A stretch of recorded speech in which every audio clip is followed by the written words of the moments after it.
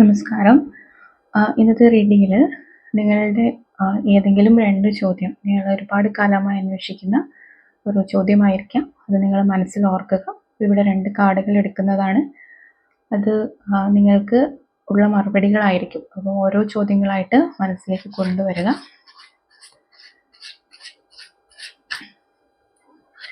ഇത് നിങ്ങളുടെ ആദ്യത്തെ ചോദ്യത്തിനുള്ള ഉത്തരമാണ്. ഇത് നിങ്ങളുടെ രണ്ടാമത്തെ ചോദ്യത്തിനുള്ള ഉത്തരമാണ്. അപ്പം ചോദ്യം മനസ്സിൽ ഓർത്തുവെന്ന് വിചാരിക്കുന്നു. അപ്പം ആദ്യത്തെ ചോദ്യത്തിനുള്ള ഉത്തരമായിട്ട് 7 ഓഫ് കപ്സ് ആണ് വന്നിരിക്കുന്നത്. ഇതൊരു കൺഫ്യൂസ്ഡ് ആയിട്ടുള്ള ഒരു എനർജി പറയുന്ന കാർഡാണ്.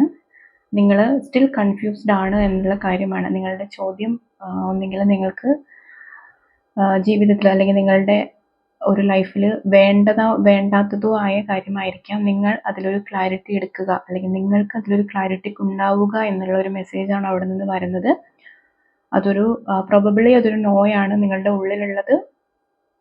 നിങ്ങളിപ്പോൾ ആഗ്രഹിക്കുന്ന കാര്യങ്ങൾ നിങ്ങളുടെ ഹയസ്റ്റ് ഗുഡിന് വേണ്ടിയിട്ടുള്ളതല്ല എന്നുള്ള ഒരു മെസ്സേജാണ്. നിങ്ങൾ അതിനെ ഒന്നുകൂടി റീതിങ്ക് ചെയ്യുക, അതിനെ ഒന്നുകൂടി പുനഃപരിശോധന നടത്തി അത് നിങ്ങളുടെ ഫ്യൂച്ചറിലേക്ക് അല്ലെങ്കിൽ നിങ്ങളുടെ ഒരു നാളേക്ക് വേണ്ടി നല്ലതാണോ എന്നുള്ള കാര്യത്തിൽ ഒരു ക്ലാരിറ്റി കൊണ്ടുവരിക എന്നുള്ള മെസ്സേജാണ്. നിങ്ങളുടെ മുമ്പിലുള്ള ചോയ്സുകളിൽ നിന്ന് നിങ്ങൾ തിരഞ്ഞെടുക്കുന്നത് നിങ്ങൾക്ക് നല്ലതായിരിക്കണം എന്നുള്ള ഒരു മെസ്സേജാണ് 7 ഓഫ് കപ്സിൽ നിന്ന് വരുന്നത്. രണ്ടാമത്തെ ചോദ്യത്തിനുള്ള ഉത്തരമായി വന്നിരിക്കുന്നത് 10 ഓഫ് വാൻഡ്സ് ആണ്.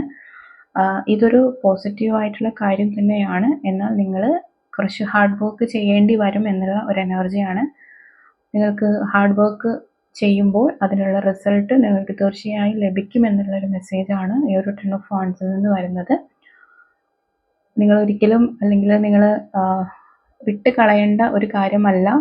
കുറച്ചും കൂടി വെയിറ്റ് ചെയ്യുക.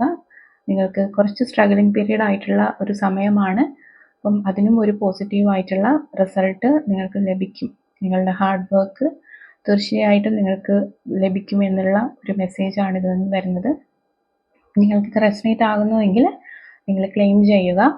അതുപോലെ നിങ്ങളുടെ കമൻസിലൂടെയും ലൈക്സിലൂടെയും എല്ലാം നിങ്ങളുടെ എനർജി ഈ ഒരു റീഡിങ്ങിലേക്ക് കൊടുക്കുക. അപ്പോഴാണ് നിങ്ങൾക്കത് കൂടുതൽ റെസനേറ്റ് ആവുന്നത്. എല്ലാവർക്കും ഒരുപാട് ബ്ലെസ്സിങ്സ്. Thank you.